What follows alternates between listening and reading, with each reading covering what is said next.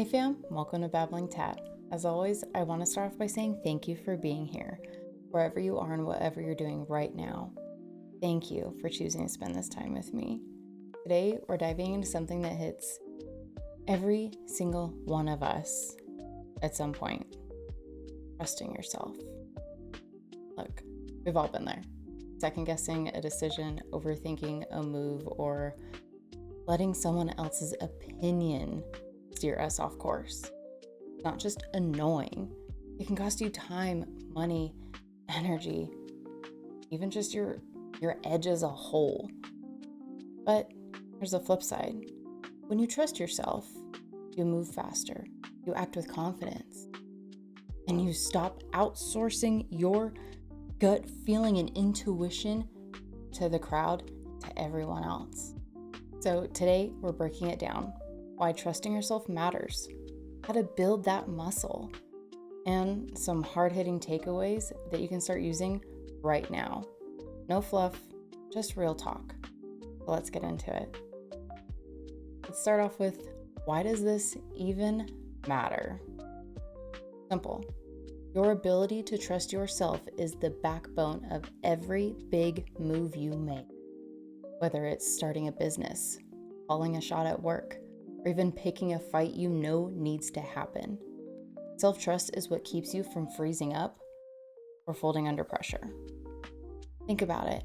If you don't trust your own judgment, you're stuck. You're that person asking everyone and their freaking cousin what they think, facing other people's opinions and consensus instead of results. Like your own opinion doesn't matter, when in reality, your opinion is the only one that does actually matter. But here's the kicker.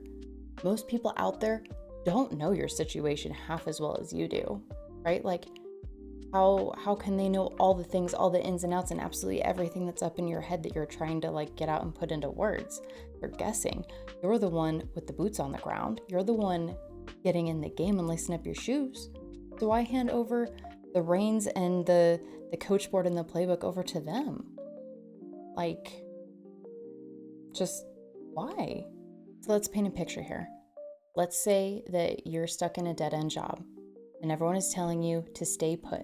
It's safe, you got bills, stick with what you know. But you know deep down inside that you could do more, that you were made for more, that you want to start your own thing and take a risk. Let's say it takes you months to stop listening to the noise and to trust what you already know. And when you finally do, boom, you are now running a 6-figure side hustle, all because you decided to trust yourself and bet on yourself. Pretty wild, right? I know that that's just a picture we painted, but the point is, self-trust isn't just feel-good nonsense. It's the difference between playing small and stepping the F up. But here's the catch. It's not automatic. It's not 2-day Amazon Prime delivery. You don't wake up one day with bulletproof confidence in your own calls and you're just calling all of the shots and you're just, flip of a switch, we hear. Nah, it's a skill. And like any skill, gotta work at it. So let's talk about how to build it. How do you actually get good at trusting yourself? Pretty valid question, yeah? It's not about blind faith or pretending you've got all the answers. It's about training your instincts and backing them up with action. Giving yourself proof of, I can bet on myself and it'll be okay. So here's how you do it. Step by step. First, start small and you prove it. You don't just build trust by swinging for the fences right out the gate. Pick something low stakes, like what you're eating for lunch or what route to take home. Make a call, stick to it, see what happens. Did it work out? Dope. Did it flop? Learn why. Try again. The point is, you're teaching yourself that your decisions are not random, that they've got weight. and that your decisions are your choice, is that you have the power and the ability to choose, not let someone else make those choices and decisions for you. They're yours to make. Over time, you stack those little wins and your brain starts to go, hey, maybe I'm not full of crap after all. Maybe I can actually bet on myself a little bit here. Second, know your data. Trusting yourself isn't about ignoring facts. It's about knowing what you're working with. If you're deciding whether to take a job or to dump a client, don't just wing it. Look at the numbers, the patterns, the red flags. Look at the stuffs. Gut's only as good as the info that you feed it. So if you're not feeding it all the info, you're not going to be able to be sure in your decision anyways.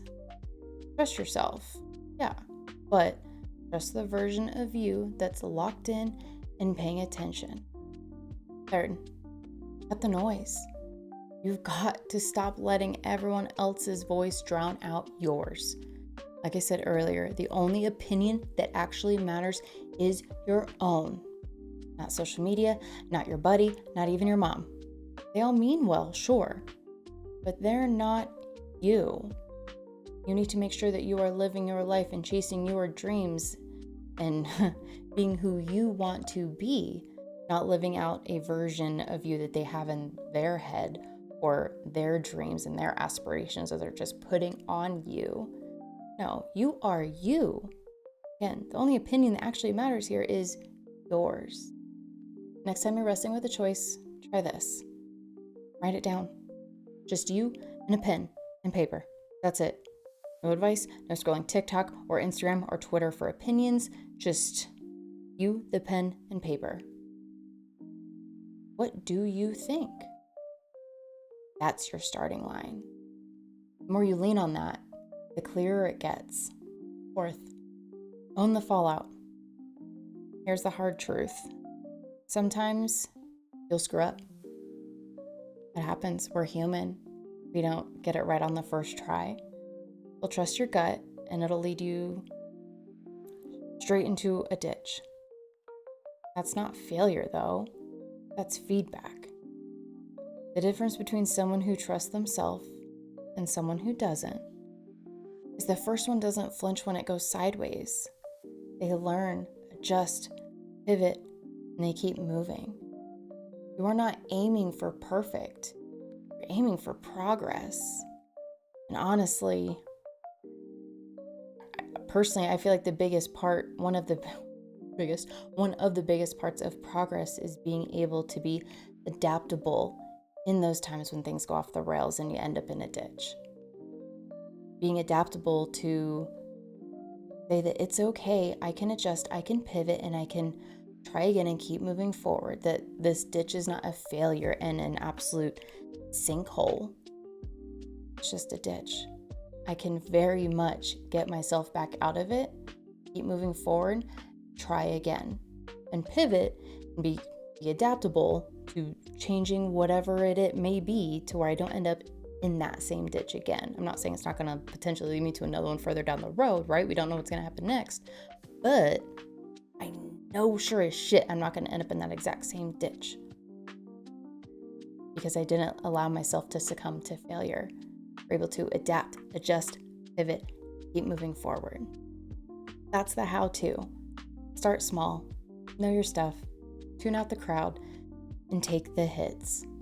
It's not rocket science, but it does take reps. So let's get to the good stuff now. Takeaways that you can actually run with today. Where the rubber meets the road. 3 tangible nuggets that you can grab and use to start trusting yourself more starting today. Nugget 1, a 5-minute rule. I seem to like things in 5s. Next time you're stuck on a decision, set a timer for 5 minutes. No phone, no second opinions, no scrolling, right? Just you, your thoughts, and a choice. Force yourself to pick something by the buzzer. It doesn't have to be life-changing. It could just simply be what's for dinner tonight. Point is, you're training yourself to decide, not to stall. Do this a few times a week, and watch how fast your hesitation fades. Again, start small, but that is where the reps come in, right? We got to start with the little weights before we get up to the big ones, yeah? Nugget 2, the post-game recap. After you make a call, big or small, take 30 seconds to jot down what went right and what might have tanked. Spilled coffee because you rushed out the door? Noted. Nailed a deadline because you trusted your plan? Also noted. It's like a film study for your life. You'll start seeing patterns, and that builds trust in your own process. Start to learn that you can trust yourself and bet on yourself. Nugget 3, the no apology test. For one day, stop saying, I don't know, or sorry, just guessing, when you've got an opinion. Own it. This is what I think. Here's why.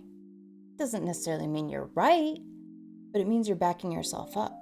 It means that you trust yourself and your thoughts and your opinions. They are valuable to you, and they do deserve to be heard. It might feel awkward at first, but again, it is just like flexing a muscle, and it gets stronger every single time. Those 3, the 5-minute rule, post-game recap, and no apology test, they're simple, they're doable, and they work.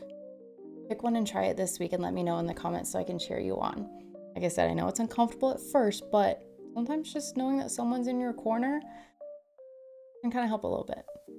Trusting yourself isn't some cool, mystical gift. I wish it was.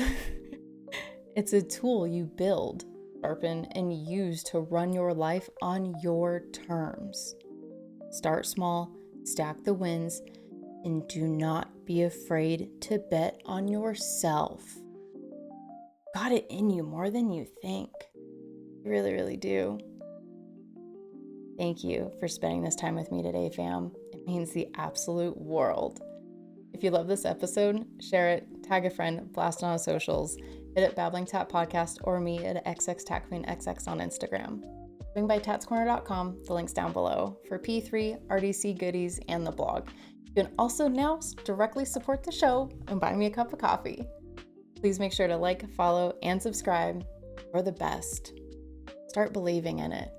You are worthy of trusting and betting on yourself. And I'll catch you on the flip side.